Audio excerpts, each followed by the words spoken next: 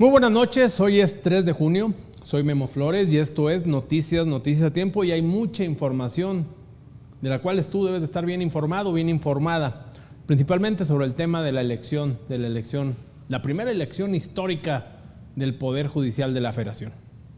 Pero bueno, si la participación electoral para la votación de ministros y ministras de la Suprema Corte de Justicia de la Nación estuvo para el perro literalmente, superando muy apenas el 12.5% de la participación ciudadana, es decir, 12 de cada 100 mexicanos asistieron a votar, agárrate, porque falta conocer la participación ciudadana para otros puestos que se están eligiendo. Por ejemplo, al momento la participación ciudadana para elegir a los miembros del Tribunal de Justicia Administrativa está por el 9.9%. En cuanto a la votación para magistradas y magistrados de la Sala Superior del Poder Judicial de la Federación, participó el 7.2% al momento, es decir, 7 de cada 100 mexicanos. Para elegir a los magistrados de las salas regionales del Tribunal Federal Electoral, la participación anda por el 6.1%. 6 de cada 100 mexicanos con credencial para votar, votaron. Mientras tanto, en la elección de magistrados y magistradas del tribunal colegiados del circuito, anda por ahí del 5.3%. Yo la verdad sigo sin entender cómo con estos resultados se puede decir que esta elección realmente estuvo respaldada por la ciudadanía. Yo insisto, lo que les decía ayer, no se puede comparar peras con manzanas. Ni la votación obtenida por los mediocres partidos nacionales como el PRI o como el PAN, con la votación de la primera elección judicial. Pero bueno, encabezando quién presidirá la Corte, Sheinbaum quiere que sea una mujer, aunque la ley no obliga a esto. Hoy por la mañana, durante la conferencia matutina, la presidenta Claudia Sheinbaum puso en duda quién ocupará la presidencia de la Suprema Corte de Justicia de la Nación. Aunque el abogado Hugo Aguilar Ortiz, el abogado indígena, tiene el mayor porcentaje de votos y la mayor cantidad de votos, Sheinbaum señala que esta situación debe ser evaluada por el Instituto Nacional Electoral. Estaban comentando, no lo tenía yo presente, pues tiene que evaluar el INE quién va a ser, porque en la Constitución también viene una parte de preferencia para las mujeres. Entonces el INE tiene que ver quién sería la presidenta o el presidente del INE, pero pues nos da mucho gusto, la verdad. No había habido representación de un indígena, de una persona de pueblos originarios. Me decía hoy Jesús desde Juárez o el Negro. En segundo lugar de la elección va al momento la autodenominada ministra del Pueblo, Lenia Batres. De acuerdo con el último corte de cómputo, estos son los resultados. La presidenta Claudia Sheinbaum afirmó que Aguilar tiene las credenciales para ser ministro y lo describió como un abogado muy reconocido. También defendió el proceso de elección judicial y aseguró que salió mucha gente a votar.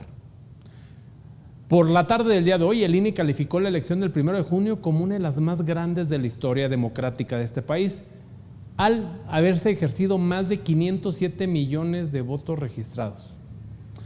Pero bueno, ya si cada uno de los 13 millones de votantes que sí fueron a votar, por lo menos tenía 50 votos.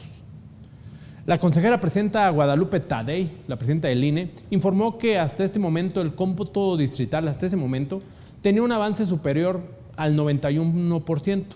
Y hasta las 2 de la tarde del día de hoy era Hugo Aguilar Ortiz quien encabezaba los resultados con 5.2% de las preferencias, seguido de Lenia Batres con 4.9%.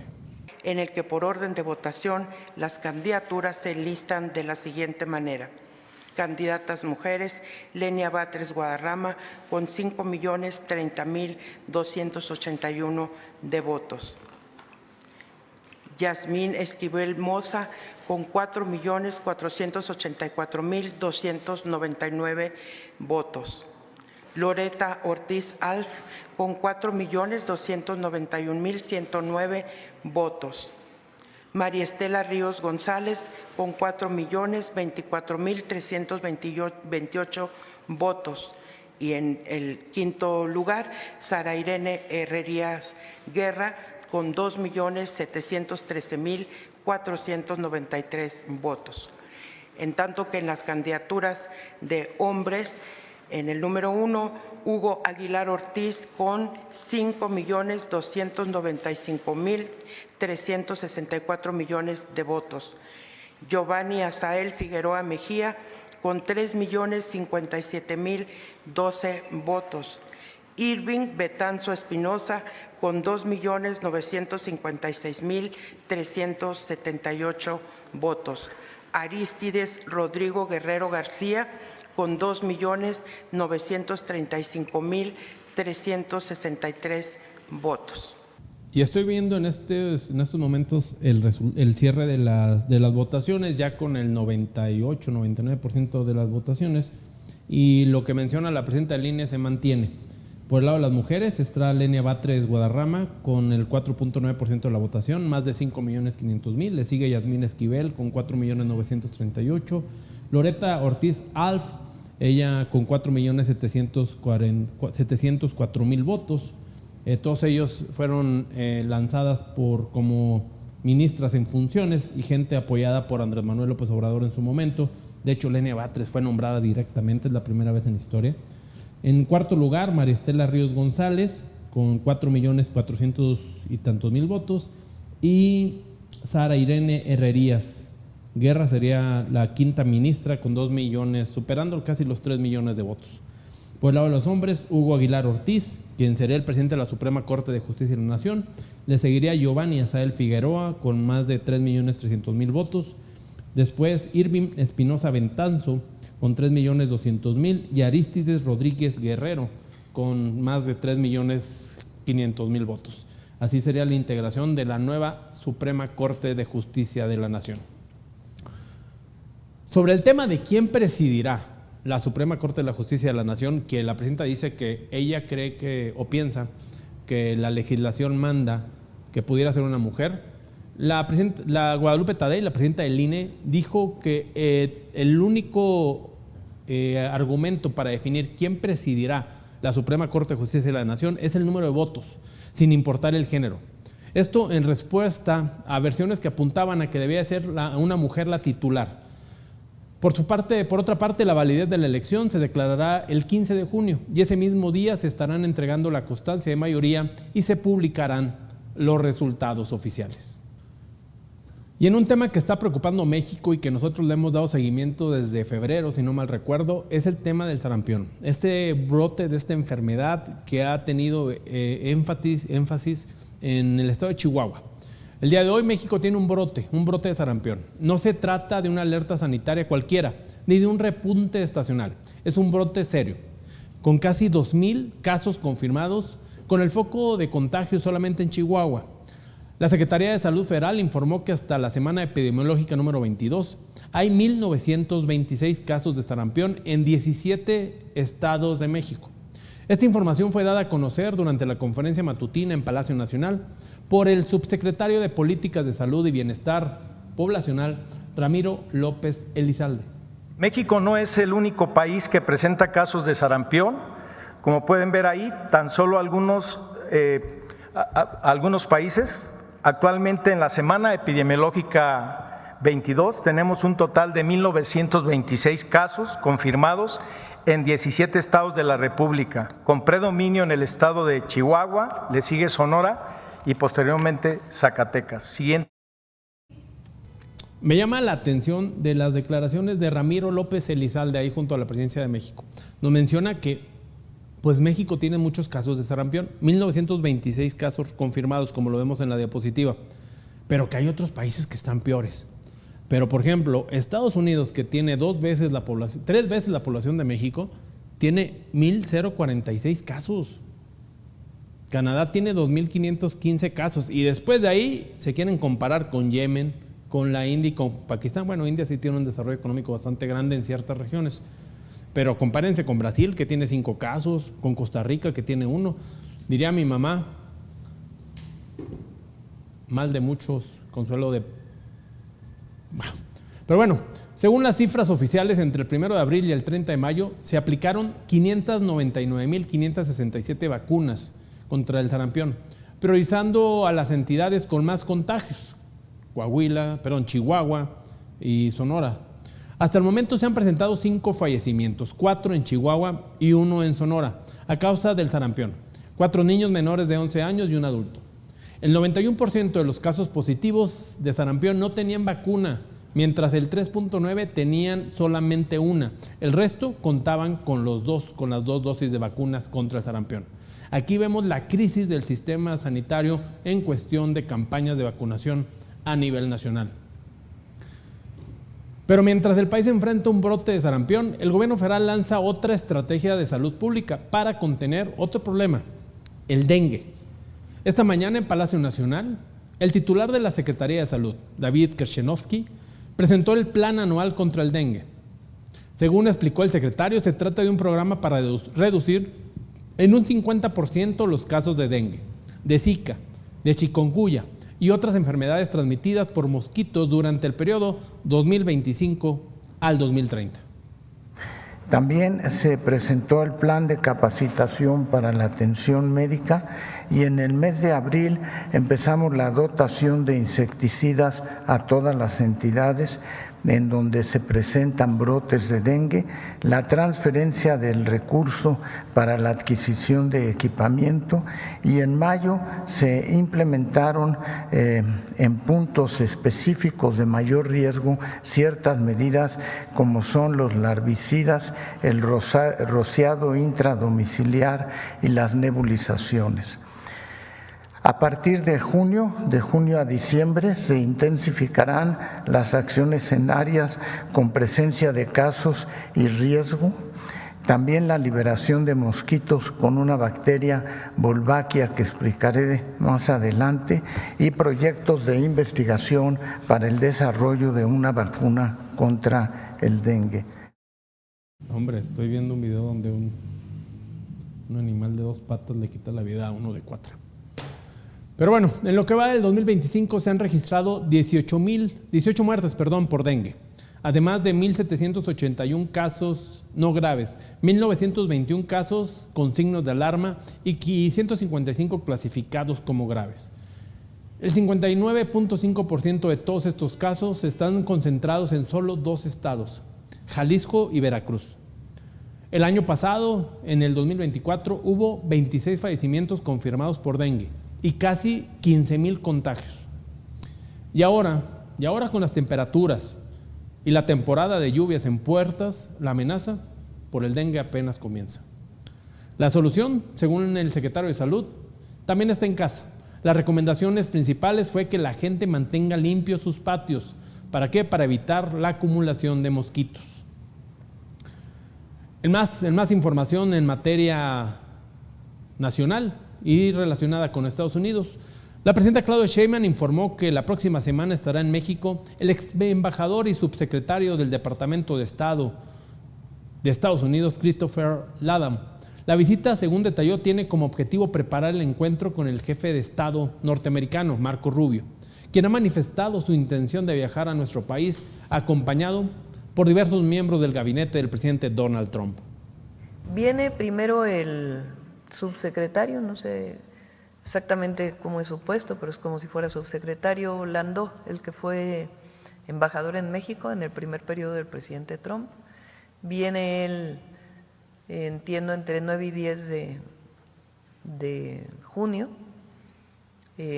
para preparar la visita de Rubio posteriormente. Y ahí vamos a platicar de muchos temas, lo va a recibir el gabinete y también vamos a platicar.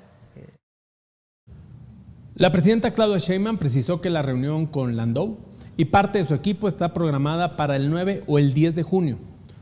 En declaraciones recientes ante la Comisión de Relaciones Exteriores de la Cámara de Representantes, Marco Rubio, el jefe de Estado de Estados Unidos, dijo que su objetivo es fortalecer el diálogo con México en temas principales o particulares o prioritarios como son el comercio y la seguridad. Señaló que la cooperación bilateral ha sido positiva, pero reconoció que aún hay trabajo pendiente, particularmente en 2 temas, migración y seguridad. Ayer lo decíamos, vámonos hasta la Ciudad de México. Las lluvias volvieron a poner en evidencia el colapso de la infraestructura urbana en la capital del país. Lo anunciábamos ayer con la alerta sobre la Ciudad de México por lluvias que fue lanzada y la emergencia llegó. La Clínica 53 del Instituto Mexicano del Seguro Social, ubicada en el municipio de La Paz, en el Estado de México, fue gravemente afectada por las precipitaciones de este lunes. Multicantidad de videos difundidos en redes sociales muestran pasillos completamente inundados, pacientes en camillas, reubicados de emergencia y agua acumulada a más de 20 centímetros de altura, por lo menos. Las imágenes también exhiben cómo el agua arrastra basura y hasta heces humanas, alcanzando incluso las salas de espera, afectando a pacientes, familiares y personal médico. Durante varias horas, el Instituto Mexicano del Seguro Social no emitió ningún posicionamiento oficial, se quedaron calladitos. Pero fue hasta más tarde cuando se confirmó que el área de urgencias habría sufrido ingresos de aguas por la saturación de la red hidráulica municipal, que la presión provocó el colapso de una barda, que la presión provocó de esta aguas negras, provocó el colapso de una barda perimetral en el estacionamiento trasero del hospital. El instituto informó que se activaron los protocolos de protección civil, reubicando a los pacientes en consulta externa y solicitando apoyo a bomberos y autoridades municipales. Las lluvias de ayer por la tarde-noche, 2 de junio, generaron caos también en distintas zonas de la Ciudad de México, particularmente en el oriente. Iztapalapa fue la alcaldía más afectada, según reportes de la Secretaría de Seguridad Ciudadana y Protección Civil. En Ermita, Iztapalapa, se registraron caídas de árboles, inundaciones y encharcamientos severos. La autopista México-Puebla también presentó bloqueos por la acumulación de agua y la caída de árboles, mientras que en Calzada Ignacio de Zaragoza, a la altura de Guelatao, las afectaciones causaron una parálisis total de la movilidad de los automóviles. Inicialmente, ayer alrededor de las 3, 4 de la tarde, Protección Civil de la Ciudad de México había activado la alerta amarilla en por lo menos 16 alcaldías, pero ante la intensidad de las precipitaciones, Protección Civil elevó el nivel de la alerta a naranja en Iztapalapa y otras zonas del oriente capitalino.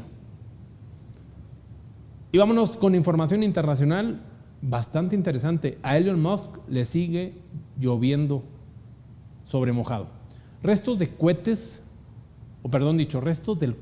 Starship de la empresa de SpaceX cayeron en una costa mexicana y es el gobierno de Tamaulipas el que está pidiendo que se investigue. Se trata de 12 tanques metálicos de 4.500 libras cada uno, halladas en la playa de Bagdad, en el municipio de Matamoros, justo después del 9º lanzamiento de prueba de Starship, que despegó el 27 de mayo desde la base de Boca Chica, en Texas. Los restos hallados formarían parte del propulsor de la nave y, según lo dicho por la Secretaría de Desarrollo Urbano y Medio Ambiente de Tamaulipas, representan un potencial riesgo tanto para el entorno costero como para la seguridad de las personas que habitan o visitan la zona. La secretaria estatal Karina Lisset Saldívar explicó que la solicitud de investigación se presentará a través de la Procuraduría Ambiental y Urbana de Tamaulipas ante la Profepa, la Procuraduría Federal de Protección al Ambiente Federal, con el objetivo de que este incidente sea atendido. Dijo que con responsabilidad y conforme al marco legal será. Mientras tanto, el gobierno estatal ya emitió recomendaciones a la población para que tengan cuidado por si les cae un cohete de Starlink arriba de sus cabezotas y lo reporten inmediatamente a las autoridades pertinentes. Esto se suma al tema de los satélites de Starlink, ¿sí?, de esta red de internet que tiene Elon Musk alrededor del planeta, más de 7,000 satélites que poco a poco están cayendo, tienen un ciclo de vida de 5 años y tienen un periodo de reingreso a la Tierra de 15 días, pero a raíz de las tormentas solares, este periodo de 15 días para que reingresen a las tierras y se deshagan al ingresar a la atmósfera terrestre, está pasando a 5, lo que está provocando que grandes pedazos de estos satélites literalmente estén lloviendo sobre la Tierra. Y vámonos ahora con información en materia económica. México registrará en 2025 el menor crecimiento económico de toda América Latina. Las proyecciones vienen de la Organización para la Cooperación y el Desarrollo Económico, la OCDE, que en su reporte más reciente estima que la economía mexicana crecerá apenas un 0.4% el próximo año. muy por debajo de lo que había calculado en diciembre pasado. ¿Cuál es la razón? Según el informe, es un entorno de alta incertidumbre, una debilidad del dinamismo interno y los efectos negativos de las nuevas barreras comerciales impuestas por el gobierno de Estados Unidos, el principal socio comercial del país. La OCDE advierte que el crecimiento se está desacelerando y que México enfrenta un panorama complicado. En su documento Perspectivas Económicas del segundo trimestre detalla que después del 0.4% proyectada para el 2025, la economía mexicana apenas repuntará a un ritmo del 1.1% para el 2026. En diciembre, este mismo organismo había estimado un crecimiento del 1.2% para este año y del 1.6% para el próximo, pero ahora las cifras se están ajustando a la baja, a raíz de la llegada de Donald Trump el 20 de enero de este año a la Casa Blanca. Las causas principales son factores externos, como el endurecimiento de las reglas de origen del TEMEC y el aumento de las medidas proteccionistas por parte del gobierno de los Estados Unidos. Esto ha elevado los costos de las exportaciones de productos claves como automóviles, autopartes, maquinaria y electrodomésticos. Más del 75% de las exportaciones mexicanas dependen del mercado estadounidense. Y si ese mercado impone nuevas barreras, la economía mexicana sí resiente, le da mucha gripa ante un pequeño catarro de la economía norteamericana. Pero también hay factores internos. La misma organización, la OCDE, señala una desaceleración en el consumo y en la inversión pública mexicana, en el consumo interno, en parte por la consolidación fiscal que el gobierno mexicano está intentando para reducir el déficit de casi 6% a 3% del Producto Interno Bruto. Lógicamente esperamos que el día de mañana salga la presidenta Claudia Sheinbaum a decir que estas versiones de crecimiento negativo para este 2025 y 2026 no conocen la realidad de la economía mexicana, así como lo hizo con el Fondo Monetario Internacional, con Banco BBVA y también con el Banco de México. Y vámonos ahora con información en materia de seguridad. Un juez federal vinculó a proceso a 11 integrantes de la Guardia Nacional, acusados del robo de hidrocarburos, huachicol.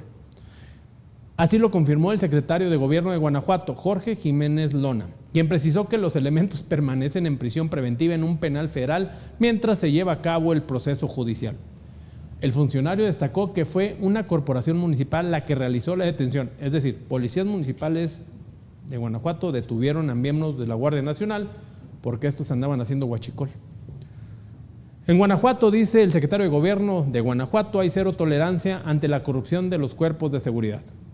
Este caso se suma a la reciente captura de Alejandro N., un agente activo de las Fuerzas de Seguridad Pública del Estado adscrito a la Policía Turística de Celaya, detenido por su participación en actividades ilícitas.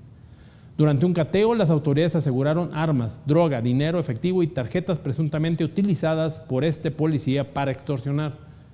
El agente ya fue vinculado a proceso por acopio de armas y también fue enviado a un penal federal. Finalmente, resaltó que mayo fue el segundo mes con menos homicidios en los últimos 8 meses en Guanajuato, atribuyendo este logro al esfuerzo coordinado entre las fuerzas de seguridad de la Federación, del Estado y también del municipio.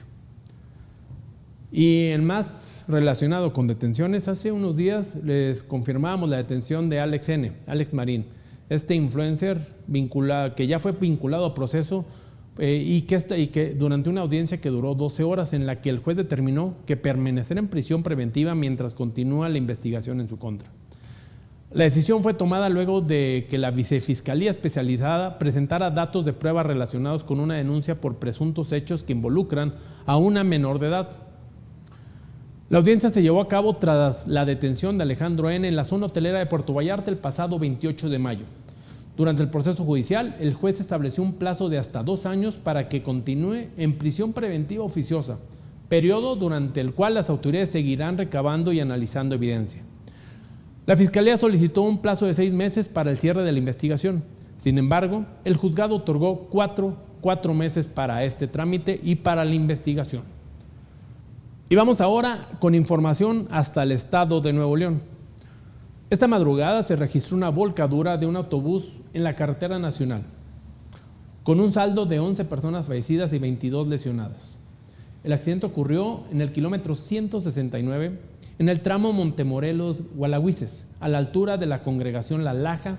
Esto lo confirmó Protección Civil Estatal a través de sus plataformas sociales. El autobús que circulaba del municipio de Escobedo con destino a Tampico, Tamaulipas, iban a la playita, había sido rentado por una familia para un viaje recreativo.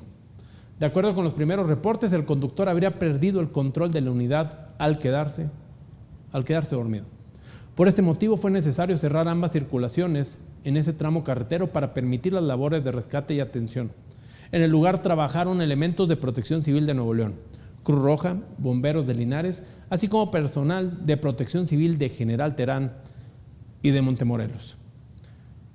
Desde el norte nos vamos al sur, a Chiapas, porque 5 agentes de seguridad del pueblo fueron asesinados en una emboscada.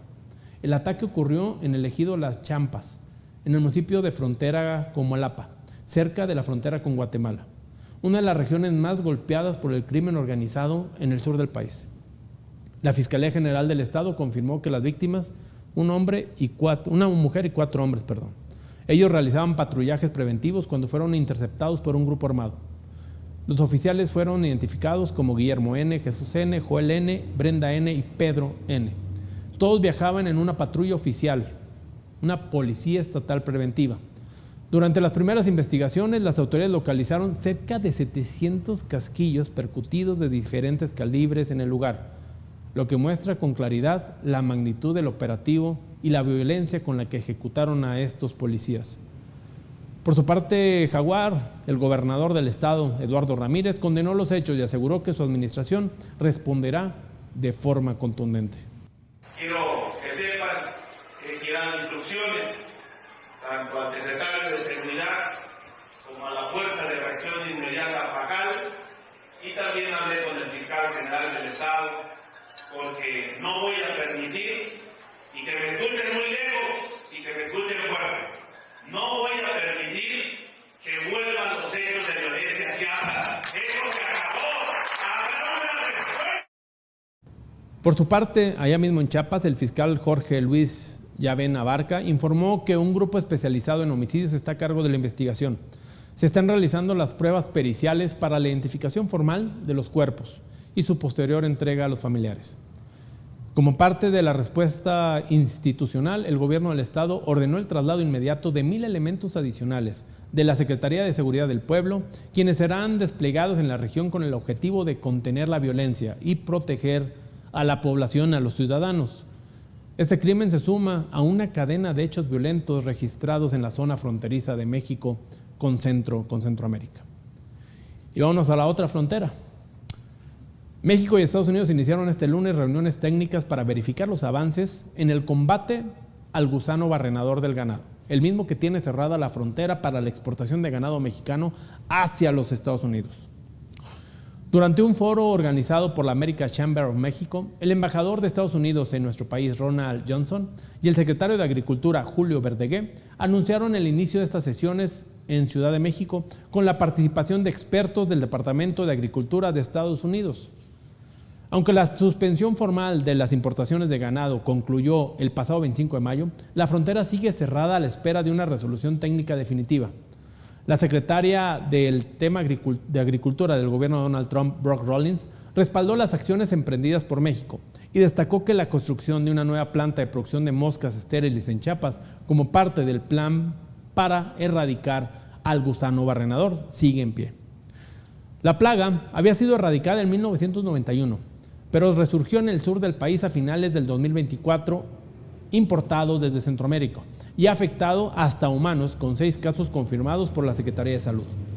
El Consejo Nacional Agropecuario advirtió que la suspensión de exportaciones podría provocar pérdidas hasta por $11.4 millones diarios al sector ganadero mexicano.